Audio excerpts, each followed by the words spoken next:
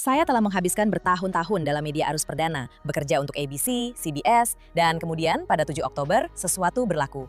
Tahun 1930-an, Jerman muncul di depan pintu rumah saya. Ada beberapa orang Anda tahu yang memuat naik perkara-perkara tertentu. Ya, bahwa orang Yahudi dianggap sebagai perosak dan lipas. Propaganda mula menjadi sangat teruk. Ia mula menyusup ke pihak kanan. Kami berada di persidangan Kufi, Kristen Bersatu untuk Israel minggu ini. Dan saya sangat bertuah kerana saya berpeluang untuk menemu ramah orang yang paling menarik dan mempesonakan yang pernah saya temui. Salah seorang daripada mereka yang saya bangga panggil sebagai kawan, Stella Escobedo, ialah seorang wartawan pemenang anugerah Emmy dan pengasas Stella News. Stella, selamat datang. Saya lebih bertuah dapat berada di sini bersama awak. Tidak, saya sangat bertuah dapat menganggap awak seorang kawan. Setiap kali saya jumpa awak, ia sentiasa di acara yang hebat, tapi tiada acara yang lebih baik daripada Kufi. Jadi terima kasih. Sebenarnya awak tahu Sarah, saya rasa walaupun kita tak kenal lama, selepas 7 Oktober kita telah menjadi satu komuniti, ya? Kita telah menjadi satu komuniti aktivis yang berjuang untuk kebenaran. Ya. Dan saya rasa perjalanan awak sangat menarik kerana awak sebenarnya seorang pelarian dari bekas Kesatuan Soviet atau Kesatuan Soviet pada masa itu, yang telah mencapai impian Amerika, menjadi seorang wartawan, dan kemudian mula melihat semua perkara yang keluarga awak terpaksa lari daripadanya dalam profesion awak sendiri. Sila ceritakan perjalanan itu kepada kami. Dan bukan sahaja profesion saya di negara kita, di negara awak, di Amerika Syarikat. Awak tahu, saya seorang pelarian Soviet yang dilahirkan di Uzbekistan. Dan saya diberitahu bahawa awak tahu Amerika adalah negara yang penuh peluang. Dan memang betul. Tetapi apabila datang ke sini sebagai seorang Yahudi, saya juga diberitahu bahawa antisemitisme, kebencian terhadap Yahudi tidak wujud di Amerika. Awak tahu awak seorang Yahudi. Saya tahu, saya seorang Yahudi yang tinggal di bekas Kesatuan Soviet. Awak tahu awak seorang Yahudi. Saya tahu saya seorang Yahudi. Saya bangga dengan identiti Yahudi saya. Kami cuma tidak pernah menyambut Syabat. Kami tidak pernah menyambut perayaan. Ayah saya berkata semasa membesar, mereka menyambut Passover dengan menerima matzah dalam sarung bantal. Ia adalah satu jenayah. Ia telah dijenayahkan. Betul. Jadi kami tahu kami Yahudi, tapi kami cuma tidak tahu makna di sebaliknya. Awak seorang Yahudi, dan itu sahaja. Konsep Zionisme pun tidak wujud. Ia seperti awak sama ada seorang Yahudi atau bukan Yahudi, itu sahaja. Jadi kemudian kami datang ke Amerika Syarikat dan saya membesar di sini dan saya tidak merasakan antisemitisme. Langsung tiada. Maksud saya memang langsung tiada. Dan kemudian 7 Oktober berlaku dan saya bekerja dalam media. Awak tahu. Saya seorang, apa yang awak buat? Hello, saya menghabiskan bertahun-tahun dalam media arus perdana, bekerja untuk ABC, CBS, berita tempatan. Apa bidang liputan awak? Bidang liputan awak adalah berita tempatan. Jadi bidang liputan saya adalah berita tempatan dan kemudian saya menjadi penyampai berita seperti rancangan pagi, berita malam. Ya, itulah yang saya lakukan. Saya tak benar-benar rasa apa-apa, tiada apa-apa pun. Dan kemudian, sekali lagi, 7 Oktober berlaku. Saya seorang penyampai awak tahu, di sebuah organisasi, di sebuah saluran berita. Dan semuanya baik-baik saja. Dan mereka sangat menyokong. Dan kemudian, sikap antisemit datang ke depan pintu saya. Adakah Anda ingin menghuraikannya? Ya. Mereka menyokong. Dalam kata lain, semua orang sedang melihat, menyaksikan pembunuhan beramai-ramai itu berlaku. Kamu tak boleh nafikan. Kamu tak boleh nafikan. Dan orang ramai berkata kepada kamu, "Ya Tuhan, Stella, ini sangat teruk." Banyak perkara berlaku kerana sebaik sahaja itu berlaku, kami nampak protes di kampus kolej kami, betul. Dan kami tak faham. Dan ia sangat terancang. Kamu nampak kemah-kemah itu, kemah yang sama. Kamu nampak bendera yang sama dan papan tanda yang sama. Ia bukan sesuatu yang spontan. Dan awak melaporkan perkara ini. Dan saya sedang melaporkan tentang perkara ini dan saya sedang menemu remah orang ramai. Saya cuba untuk memahami apa yang sedang berlaku. Propaganda bergerak dengan sangat pantas. Ia bukan sesuatu yang spontan. Ia seperti, ya Tuhan, kami pun tak tahu berapa ramai orang yang telah diculik dari, Anda tahu, Festival Music Nova dari rumah mereka. Kami tak tahu berapa ramai yang telah mati. Ini menunjukkan kepada Anda bahawa semuanya telah dirancang lebih awal jadi. Kami cuba untuk merungkai perkara ini dalam media Amerika. Apa yang sedang berlaku? Apa yang kita lihat di kampus-kampus college kita? Ini bukan sesuatu yang spontan. Dan kemudian orang yang telah melaporkan perkara ini selama bertahun-tahun, mereka berkata, ini semua dibeli. Ia, Anda tahu, pengaruh Parti Komunis Cina, pengaruh Qatar. Ia adalah pengajian Timur Tengah, yang mereka masukkan ke universiti-universiti ini. Dan generasi muda kita telah dicuci otak, ya Tuhan. Kemudian kami melihat pelajar Yahudi di kampus-kampus universiti diganggu. Dan saya melaporkan semua itu. Dan saya hanya ingin membawa Anda kembali. Tiada satu pun daripada ini yang jelas kepada Anda sebelum 7 Oktober. Anda tidak pernah rasa sebarang berat sebelah terhadap Israel. Baiklah, Anda bekerja dalam media tempatan. Saya rasa Tetapi Anda tidak pernah rasa ada sebarang berat sebelah sebelum itu. Anda rasa ada berat sebelah dalam perkara-perkara lain. Seperti apabila Presiden Trump mula bertanding untuk jawatan, dia pada tahun 20, Anda tahu, pada tahun 2015, sebelum dia menjadi presiden, dia sering mengatakan berita palsu. Betul. Dan saya berada dalam media arus perdana pada masa itu. Jadi saya nampak berat sebelah terhadap presiden pada masa itu. Saya nampak seolah-olah dia tidak pernah buat apa-apa yang betul. Adakah awak percaya dengan apa yang dia kata tentang berita palsu itu? Awak tahu, saya mula sedar tentang perkara itu. Saya tertanya-tanya, kenapa dia asyik bercakap tentangnya? Kenapa dia? Dan saya hidup dalam berita baharu ini, awak tahu, kenapa dia bercakap tentangnya? Dan saya nampak sendiri. Masa itu saya bekerja di Tucson, Arizona, dan dia ada buat perhimpunan di sana. Dia datang dan ada ramai penyokong. Dan kemudian media, entah macam mana, media tempat saya bekerja, memutarbelitkan seluruh acara itu untuk menentangnya. Penyokong-penyokong Trump yang memulakan pergaduhan dengan, awak tahu, dengan orang-orang ini. Dan daripada situ, awak tahu, pegawai Brandon Tatum. Ya, dia seorang pegawai di Tucson, Arizona. Kami berkawan pada masa itu. Menarik. Dan dia ada di sana. Dia berada di lokasi kejadian. Masa itulah dia mula, awak tahu, aktif di internet. Saya macam, tidak. Saya yang melaporkan acara itu. Saya ada di sana. Jadi awak nampak bias media terhadap Trump. Trump 100% bukan Israel. Dia tak boleh buat apa-apa. Dia tak boleh buat apa-apa walaupun berkaitan dengan perjanjian Abraham. Mereka pun tak boleh terima itu. Mereka tak boleh beri dia itu. Mereka tak boleh. Mereka pun tak boleh. Mereka tak boleh terima langsung. Okay? Jadi mereka memang sangat anti-Trump. Dan awak tahu. Jadi awak nampak berat sebelah di situ. Ya. Dan kemudian selepas 7 Oktober, orang ramai terkejut. Awak cuba memahami apa yang sedang berlaku di kampus-kampus ini. Bila awak Stella sedar ada sesuatu yang tak kena dengan media ini? Awak tahu saya ada mikrofon dan saya ada pengikut dan saya sendiri menggunakan media sosial kerana saya tahu media sosial adalah saluran yang paling berkuasa sekarang, betul? Dan saya mula berkata, lihat, saya Stella, saya seorang wartawan, saya dah buat kerja ini selama bertahun-tahun. Protes-protes ini, jika Anda seorang wartawan dan Anda sedang menonton ini, kenapa Anda tidak bertanya soalan kepada para penunjuk perasaan ini? Apa maksud dari sungai ke laut? Sungai apa? Laut apa? Apa yang kita bincangkan? Dan mereka menjerit genosid, mereka menjerit apartheid, mereka mengatakan ia adalah penjara terbuka, semua perkara ini. Jadi saya mula memenuhi media sosial saya. Begitulah video saya mula tular. Ya. Dan kemudian saya melihat apa yang berlaku dalam media arus perdana. Bagaimana Associated Press yang merupakan piawaian emas untuk berita. Dan ia adalah satu sumber, betul? Ia akan diedarkan ke semua bilik berita tempatan. Ia adalah sebuah agensi. Jadi begitulah cara kita mendapat berita kita.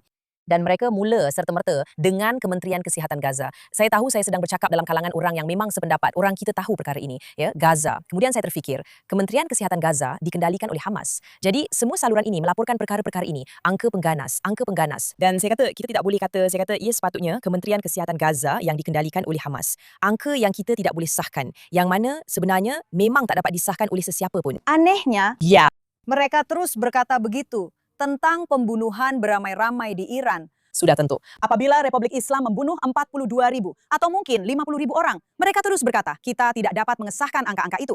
Mereka tidak pernah berkata begitu untuk Gaza. Awak tahu tak? Awak bangkitkan satu poin yang sangat baik. Ya ampun, mereka tak pernah cakap begitu. Sekarang mereka sepatutnya berkata begitu. Ya, dan ada perkara lain yang dilakukan oleh Associated Press. Tiba-tiba mereka kata mereka tidak akan memanggil Hamas sebagai pengganas. Mereka akan memanggil mereka, kita akan panggil mereka militan.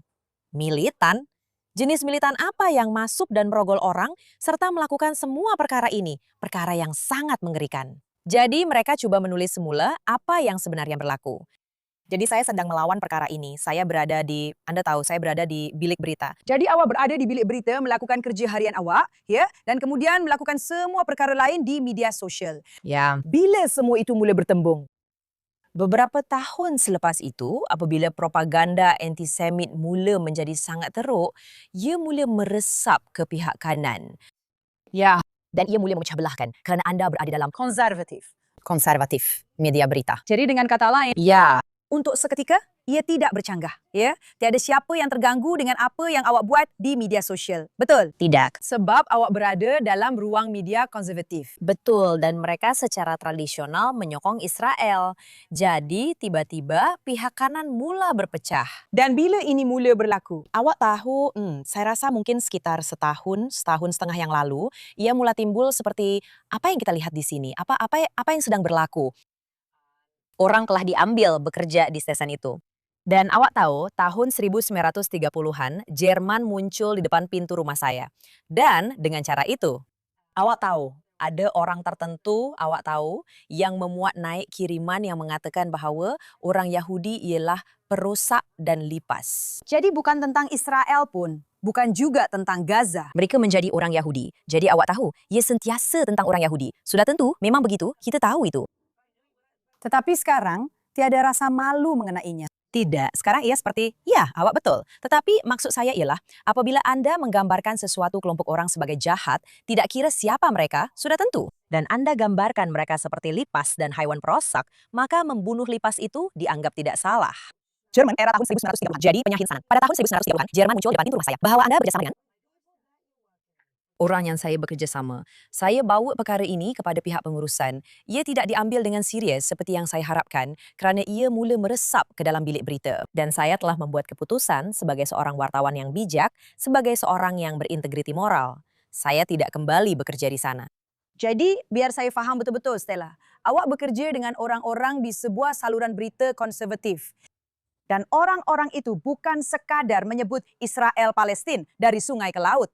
Mereka mengatakan orang Yahudi adalah perosak dan lipas. Bukan semua orang, ia khusus. Tapi ada beberapa orang. Ia adalah seorang individu tertentu.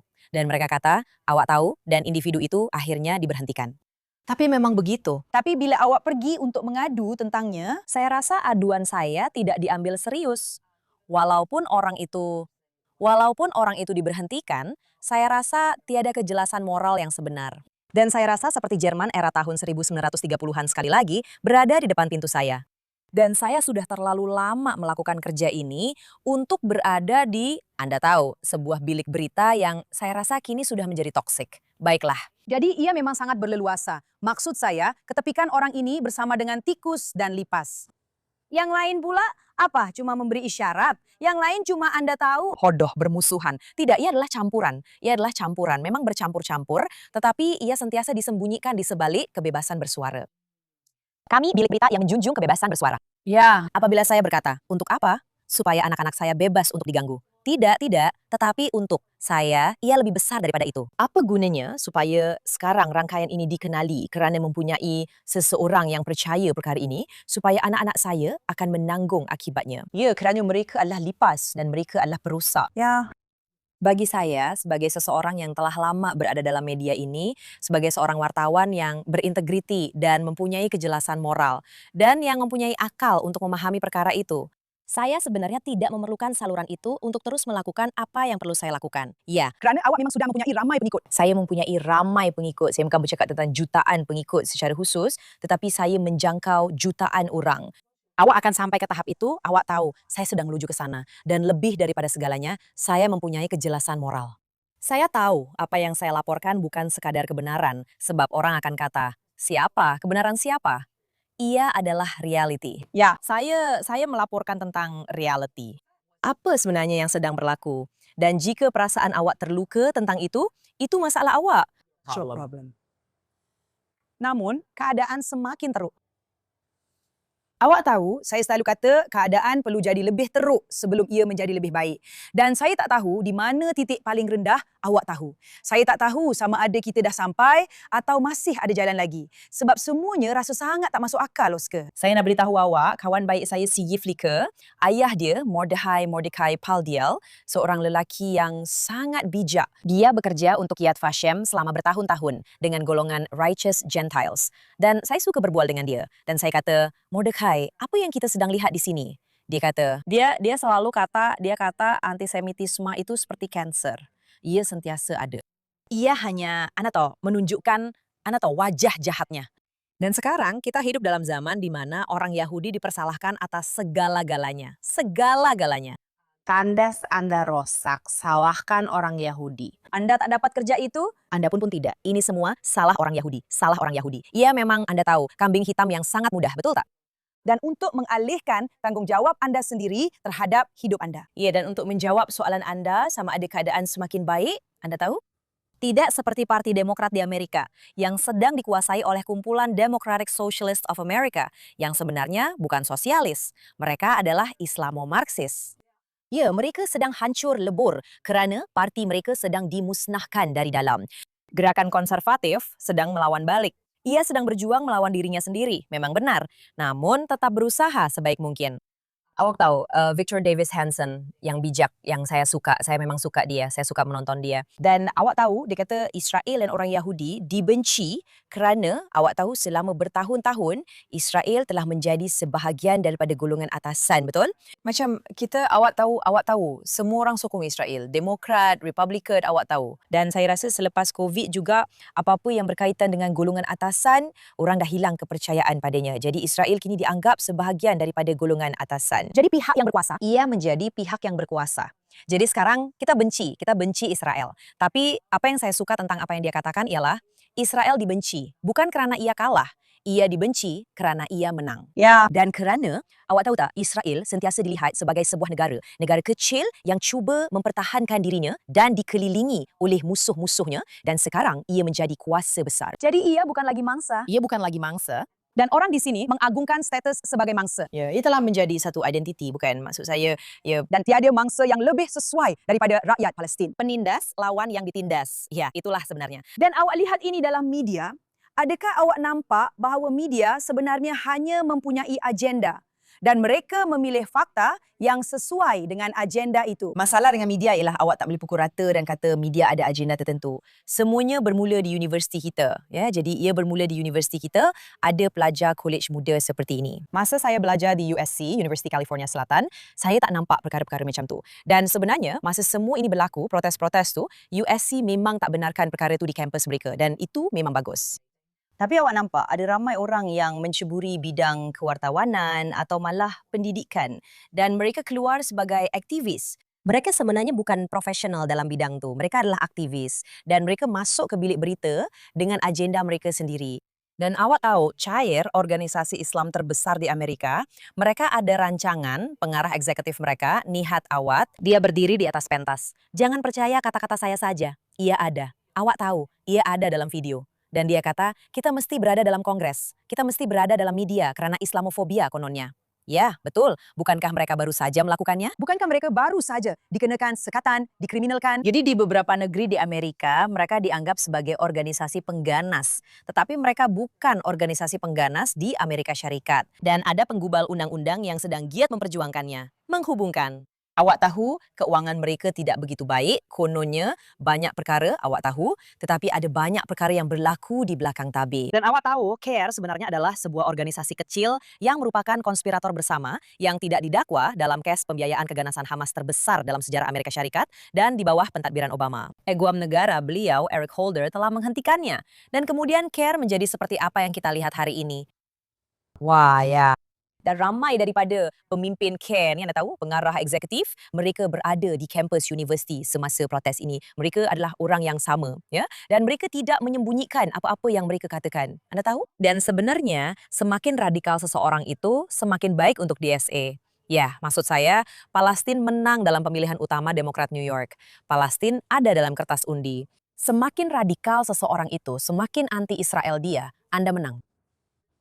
Itulah yang sedang berlaku. Dan adakah anda fikir DSA ini akan menyebabkan Parti Demokratik jatuh atau anda fikir Parti Demokratik yang akan?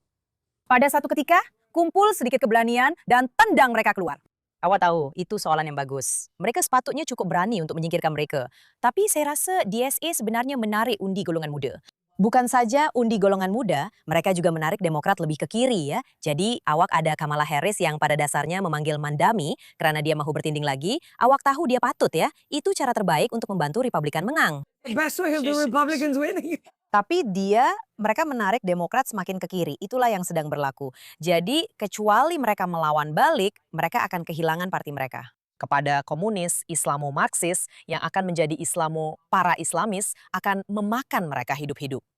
Dan bila awak fikir balik tentang bagaimana awak membesar dalam rejim yang menindas, apa yang awak tahu yang mereka tak tahu?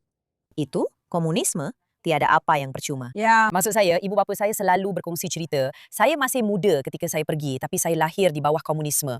Ya, dan ibu saya kata, awak tahu, dia tengok benda ni dan dia ketawa. Dia kata, mereka betul-betul percaya benda ni berkesan ke? Dia kata, semua orang dapat gaji yang sama. Awak tahu, nenek saya ada 10 orang anak, nenek sebelah ibu saya. Semua orang dapat gaji yang sama. Dan saya tanya, Mak, tapi macam mana mak semua beli barang kalau tak cukup duit? Butter duit ke? Orang yang kerja di hotel tu curi selimut, curi bantal. Lepas tu mak beli dari situ. Itu yang akhirnya berlaku. Jadi memang tak ada yang menang dalam hal ni. Orang mencuri untuk dijual. Kita beratur untuk roti. Tapi kita tak pasti sama ada dapat atau tidak sebab stok dah nak habis.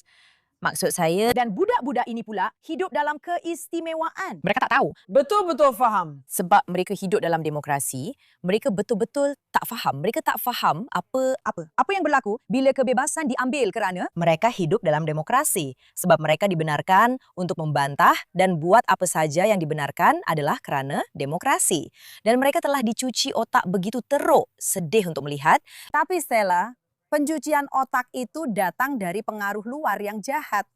Dan kita perlu jejak aliran wang sekarang. Itulah yang sedang berlaku. Kita ada rang undang-undang yang telah lulus di Dewan, sedang menunggu di Senat, Akta Trace, Akta Deterrent. Salah satu daripadanya pada dasarnya adalah menjejak dana yang datang dari universiti, dari pihak luar yang bermusuhan. Sama ada dari Parti Komunis Cina, sama ada dari Qatar. Dan satu lagi adalah untuk K hingga 12. Ia masih berada di Senat, ya ia akan lulus. Kita sudah cukup undi. Kenapa ada penggubal undang-undang yang tidak mahu melindungi kita daripada perkara itu? Itu yang saya tak faham. Maksud saya, kenapa kita nak benarkan kepentingan luar? Maksud saya, Tetapi ahli politik juga sedang dibeli. saya beritahu awak. Ya, saya beritahu orang tak perlu tengok UK lagi. Lihat New York. Lihat New York. Lihat apa yang sedang berlaku di New York. Orang faham bahawa ini adalah perjuangan tamadun. Atau sebenarnya tidak. Saya rasa semakin ramai rakyat Amerika mula sedar tentang perkara ini. Ia menakjubkan untuk mempunyai organisasi seperti KUFI, ya, yang menghimpunkan Perikatan Kristian Yahudi Alhamdulillah. yang memahami nilai-nilai Judeo-Kristian dan yang faham bahawa Islamo-Marxisme bukan sebahagian daripada Amerika. Ia tidak akan serasi, ia tidak berfungsi. Ya. Dan apa yang mereka mahu lakukan hanyalah menjatuhkan Amerika. Sebab awak tahu tak, saya selalu kata, Flo, awak tak boleh jatuhkan Amerika Syarikat dengan bom. Tidak. Awak tak boleh. Israel pun sama, tapi awak. Jadi awak kena ambil contoh daripada kami. Tepat sekali. Jadi mereka sedang memakan kita dari dalam. Kita sedang memecah belahkan Parti Demokrat kita. Lihat apa yang sedang berlaku. Kita sedang memecah belahkan Parti Republikan. Dan Anda tahu, kami sedang berusaha sedaya upaya untuk melawan di sini.